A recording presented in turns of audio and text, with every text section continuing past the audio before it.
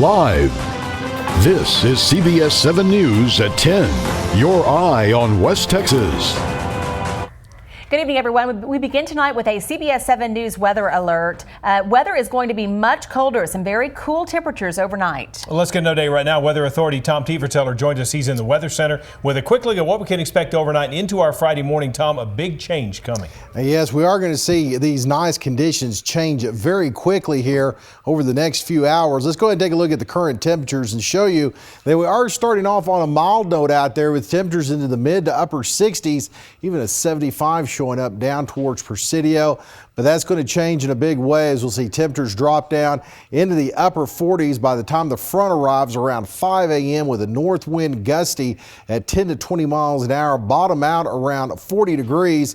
And with that north and northeast wind 15 to 25 miles an hour, could be looking at wind chill values close to 25 to 30 degrees early on Friday morning, and also seeing a few light rain showers into the forecast. In fact, we just got the latest model run showing you what is going to go on with the rain and the snow possibilities towards 4 o'clock in the morning. As that front starts to get closer, we're going to see more showers develop across the area and continue into the early morning hours. Now, right now, it does look like a lot of the snow is back across portions of New Mexico into the Sacramento Mountains.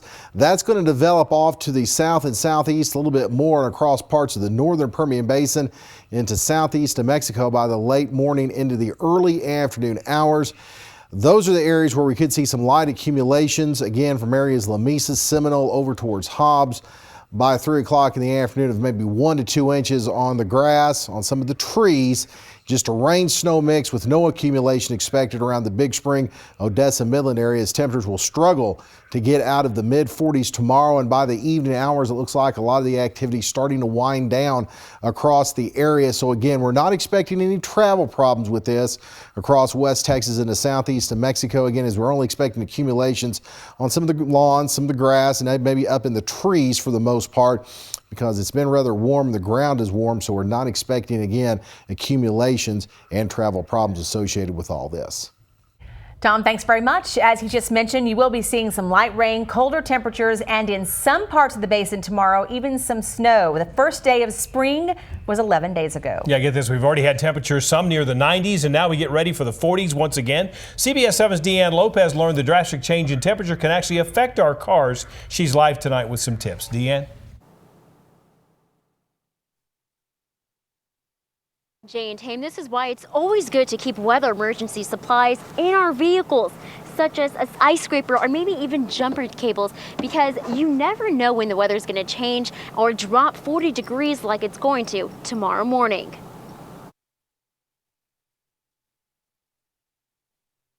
It was a beautiful sunny day in the Permian Basin. Temperatures almost reached 80 degrees. So when we told people that snow was in the forecast for tomorrow, several people thought we were pulling an early April Fool's joke. Wait, what? That's crazy. Meet Edward Hinojos as the assistant manager for the Odessa Midas and a native West Texan. He knows firsthand how the weather likes to operate in this area. It's just like they say, if you don't like the weather how it is, wait 15 minutes and it'll change. Given the last-minute weather change that's in store for us, Hinojos has a few tips that you just might want to take note of before this cold front rolls in and possibly damage your car. First thing I would check maybe is your battery. And make sure your battery's voltage is fine. If you don't have a voltmeter, you can always check on your car the odometer or the cluster itself. You'll want to make sure the meter is at least halfway, if not over the mark. Otherwise, the cold temperatures could drain your battery down, and chances are your car will not start. Other issues, if you're using straight water in your radiator and it drops below, 0 or close to there, your radiator will freeze over, pretty much freezing the water inside the vehicle, and cause damage to the radiator, cause damage to the hoses that are on the vehicle. So when you go to start the car, it will most likely overheat and blow your engine. But this can easily be prevented. All you have to do is check your antifreeze and make sure that there's not just water inside of it. You'll also want to make sure your brakes are in good condition. An easy way to do this is to check your master cylinder to make sure there's plenty of fluid inside, and you don't want the fluid to drop below the minimum line. Hinojos says that this is a perfect example of why it's always good to make sure your car is well maintained. Again, this is no April's Fool's jokes. We're looking at 40s degrees in the highs tomorrow and back to sunny skies, 70s degrees by Sunday. Reporting live in Odessa, Deanne Lopez, CBS 7 News. Deanne, thank you. Crazy weather. A change is coming to one local elementary school in Odessa. Cameron will switch from a partial magnet school to a full-time magnet in the fall. Tonight, school leaders hosted a meeting to share information and talk with parents. My partner Jay Hendricks has more on what this will mean for about 150 students who go there. Jay? For some students in grade kindergarten through third grade at Cameron Elementary, they will have to reapply to attend the school in the fall. With a move to full-time magnet, the school will be looking for students who must understand and comprehend Spanish, as the lessons will be taught in both English and Spanish. What we did is we started this discussion back in October. We looked at our numbers and how much popularity and how many magnet applications we've received in the past years. And we wanted to be able to offer more students the accessibility to a program like this. School's principal says this may upset some parents who may have questions about it. This fall, we're going to be able to focus our efforts here at Cameron Elementary. Currently, we serve 3 schools in one, dual language, bilingual, and monolingual programs. Next year, we will just be focusing our programs in dual language. Students who don't qualify will be sent to Zavala in the fall. Students who are currently in 4th through 6th grade are grandfathered. One parent we spoke with says he is happy for the change. The fact that they teach the dual language program is something that I'm looking into. My kids are half bilingual, so I would like them to continue that, knowing that they learn the English language as well as their cultural language as well. The principal says he is always available to help answer any questions. The change goes into effect in the fall. Jay, thanks so much. Here's a look at stories that are all new tonight at 10 o'clock. Underage drinking in Odessa is an ongoing problem. That's according to police. Last year, 79 minors were ticketed for either consuming or being in possession of alcohol. To help lower this number and hold more adults accountable, the Permian Basin Regional Council is in the early stages of putting together what they're calling a social host ordinance. Now, this ordinance would make it illegal to provide an environment, such as a party, where underage drinking takes place, meaning regardless of who actually provides the alcohol, the adult in charge would be ticketed. They hope to present this ordinance to the City Council within the next 6 months. Let's take a look at some stories that are all new tonight at 10 o'clock. We start in Big Spring, where Comanche Trail Park is undergoing a renovation. This historical park is not only important for the city, but also for the entire Permian Basin. It is the city's goal to restore not just the park, but also the historical importance of this natural spring. It's being funded by the hotel motel tax at the cost of $1.8 million. By the end of the project, this will be a historic monument that all of West Texas could be proud of. So our restoration project will not only will mainly emphasize the importance of the history of that spring to West Texas. The renovation will include updated and well-kept historical fact statues, play areas for children, and even a place for live entertainment. A 2-year-old child was taken from the Child Protective Services offices late yesterday. Tonight, both of his parents are behind bars facing serious kidnapping charges, while the child is back in CPS custody. We pulled the criminal background records of both Joshua Quijano and Pamela Iglesias, who police say both had a court order restricting access to their child. Police say it was this family's violent history and narcotic use that caused them to lose custody of their child to begin with. OPD believed the father walked out of the CPS office after taking his son to the bathroom. Meanwhile, the mother was waiting for them outside. She was present. She knew what was occurring, and they intentionally abducted their 2-year-old son. We asked CPS questions about how something like this could happen during a supervised visit. CPS says there were no protocol violations and internal protocols will not be changed because of this incident. In Pecos today, a federal judge sentenced Enrique Quiroga from Lovington, New Mexico to 25 years in federal prison. Quiroga is charged with a crime spree during which 5 law enforcement officers were assaulted. In addition to the prison term, Chief United States District Judge Orlando Garcia ordered Quiroga to be placed on supervised release for 3 years after his prison term. In 2015, Quiroga pleaded guilty to 1 count each of conspiracy to impede or injure officers, assaulting, resisting, or impeding officers, unlawful transport of firearms, among among other charges. New details tonight after CBS 7 first showed you surveillance video taken by a not-so-hidden front door camera at a home in West Odessa. Homeowner told CBS 7 that when a man buzzed the doorbell 3 times before breaking in with no mask, the camera activated and then caught his face. Today, the Ector County Sheriff's Office confirms they have arrested 46-year-old Alberto Zapata. He is charged in the burglary in the 200 block of Harrisburg. Edward Cano entered a guilty plea today in connection to a misapplication of funds belonging to the Disabled American Veterans Association. It's part of the plea deal Cano agreed to, paying $10,000 in restitution to the local DAV. He was arrested late last year after he was accused of taking money from the group's checking account. He was charged with taking more than $30,000 from the DAV of Midland and Odessa. We're going to continue to strive to do it right, to do it perfect, dot our I's, cross our T's, to make sure that there's nothing like this ever happens again. Cano will not face any jail time. Instead, he was given probation. Our local DAV says since his dismissal, new protocols have been put into place to prevent this type of situation from ever happening again. A local organization took time today to honor 11 women for their commitment and success. The Girl Scouts of the Desert Southwest hosted the 25th annual Women of Distinction event today. Each of the honorees has served as a role model and mentor to others, sharing their gifts and talents in the business world and throughout nonprofit work. This year's class of honorees came from Midland, Odessa, Rankin, and Stanton. Midland has landed yet another spot on a list, this time for energy efficiency. The city is ranked #1 on the EPA's list of the small cities with the most Energy Star buildings. Midland has 34 buildings that are energy efficient. Cost savings on utility bills from these buildings are projected to be $2.1 million. That's saving enough electricity for 1,400 homes in 1 year. To be eligible for Energy Star certification, a building must be independently verified to perform better than at least 75% of similar buildings nationwide.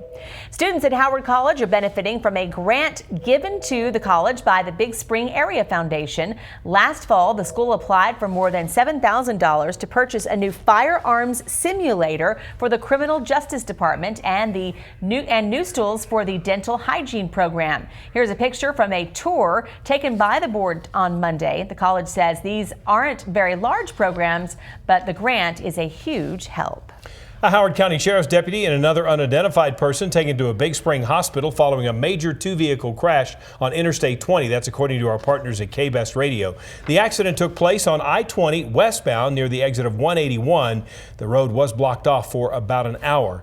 KBest tells us that drivers were being directed to exit 183. We'll, of course, continue to update this as we get more information. One of Ector County ISD's K-9 officers will have extra protection thanks to a recent donation. Diesel received a bulletproof vest today. According to Jeff Daniels with ECISD, they felt it was important to have this type of protection for their K-9 because one of Diesel's jobs is to track, and often that puts him in situations when the dog is not always with the handler. Diesel is not alone. Reagan is his partner in fighting crime. They are assigned to schools all across the district. When we come back, we are seriously talking about some cold weather headed our way, about a 40-degree difference from today to tomorrow. Isn't it time to be past this? Here's a live look outside right now over Pecos. Our weather authority, Tom Tieferteller, joins us with your 7-day forecast coming up next. You're watching CBS 7 News, your eye on West Texas.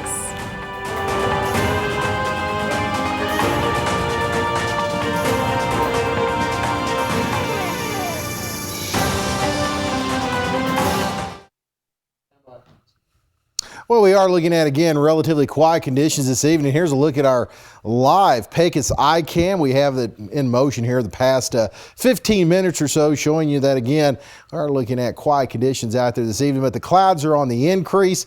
Looking at temperatures right now, they are very mild, very quiet evening, temperatures into the mid-60s, but as we widen out a little bit, you're seeing temperatures 44 right now in Amarillo.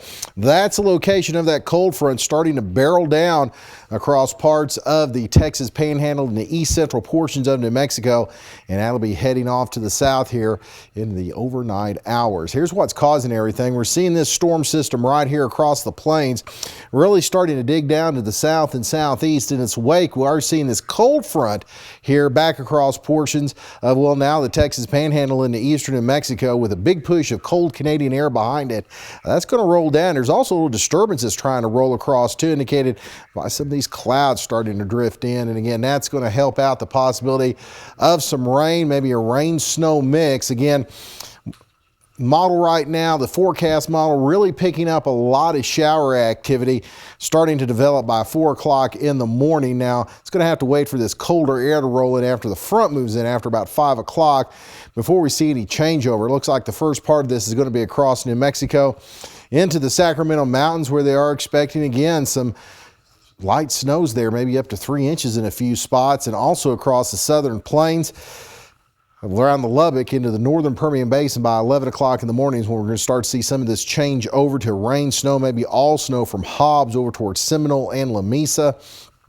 And then we'll see a rain-snow mix, not expecting too much in wave accumulation across the Permian Basin. So Odessa, Midland, Big Spring may see some snowflakes mixed into the rain. It may change over to all snow, but again, we're not expecting anything to really stick, and only on the grassy areas up here across parts of the northern Permian Basin and maybe the trees for a little while tomorrow afternoon. Then things really start to clear out tomorrow evening. Here's a look at those snowfall amounts. Again, we'll put this into motion for you, show the worst of it over towards the Sacramentos, but it's this little bullseye right in here across the northern Permian Basin where we could be looking at, again, some 1 to 2 inch snow accumulations. That's why we have this winter weather advisory in effect for the daytime hours southeast of Mexico, northwest and northern Permian Basin for those light accumulations a possibility. So colder temperatures are on the way for tomorrow. May even see some wind chill values down into the upper 20s tomorrow morning as actual temperatures only top out around 45. But off and on rain, maybe snow mixed in, but then we're going to see things clear out late tomorrow. Saturday looking pretty good, 66.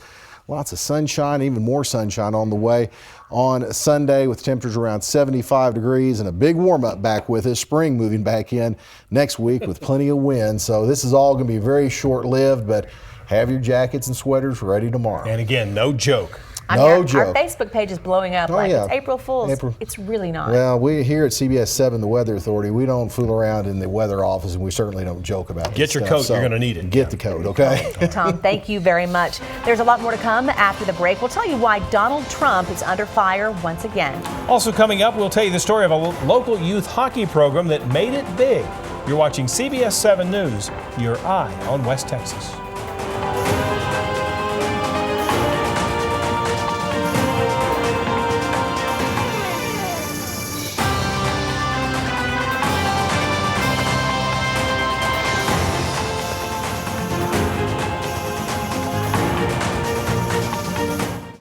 You graduate? Oh.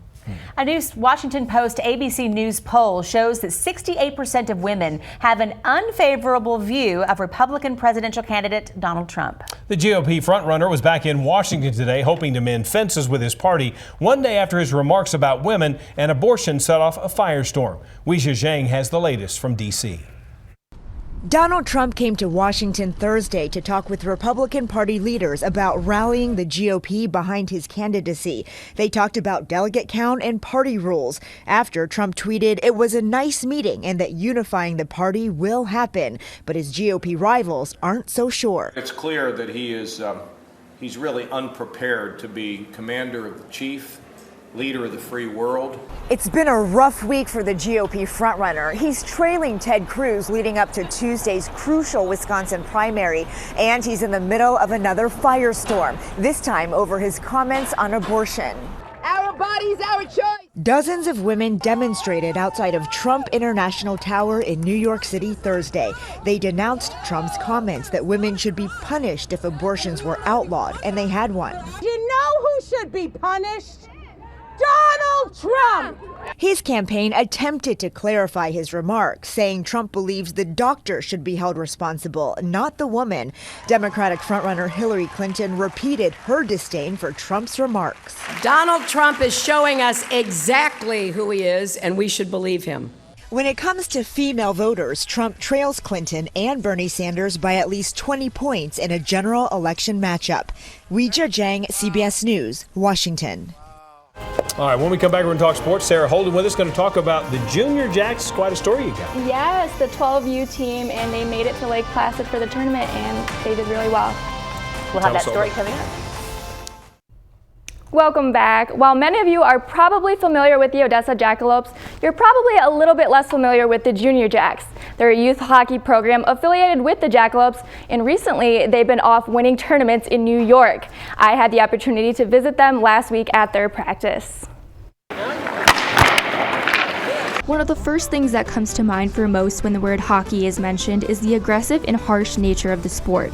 But the U12 Junior Jacks team will offer up other aspects of the game if you ask them their favorite part about playing hockey. You get to skate around and you get to go around people and get to meet people from different places and play against them and see how they are and stuff like that. The team traveled to Lake Placid, New York during the weekend of March 10th through the 13th. This was the furthest trip the team had ever made, and they would be facing a new kind of competition. I was feeling like, all right, but you know, you always hear the stories that the teams up north, you know, they're really good. I knew we were going to come through and win the game. Yeah. Because my team always comes through for me. With confidence running high, the team went on to win their first match. We started feeling pretty good, feeling like we could probably win this thing, and trying to show everybody that we actually did have ice in Texas. The team won their next match and the one after that. They went on to beat all of those teams from the North and the East who are well known for developing hockey talent, and ultimately went undefeated in the entire tournament. The top 3 teams got a gold, silver, and a bronze, and we got a big gold medal that, well, weighs about 5 pounds. For these young Jacks, bringing home the gold meant more than just having bragging rights when they returned to school. You know, the parents are telling us great job, great season. You know, it just makes you feel good in the heart. The Junior Jacks feel proud to be a part of the program in Odessa and have learned a lot from the Jackalopes themselves. They came out to practice, they run the drills. It's been a really cool experience, you know, meeting the teams.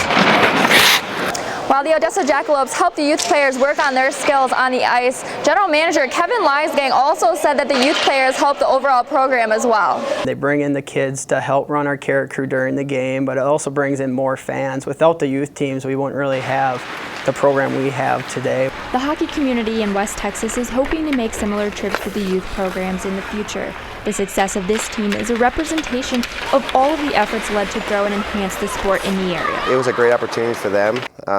You know, I've heard a lot of good things about that group, and you know, that group is on the ice 3 to 4 times a week at this time, and so like they deserved it. So it's just a really good opportunity for them and their families just to experience that. Donnie Margetti was a player for the Jackalopes before he became the director of youth hockey.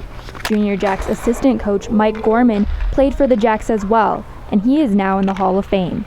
Kids just want to come out and play hockey. It's great, you know, considering, as you said, it's a football town, and having all these kids come out, never playing before, just want to try it. It's fantastic, and we'll just get better and better as it goes on.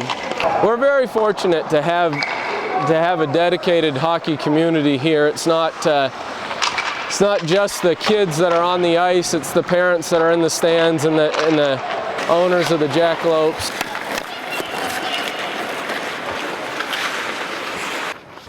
And if you want to see the little guys show off their medals, you can go to the Ector County Coliseum on April 9th when the Jacks play Amarillo. We'll be right back after this.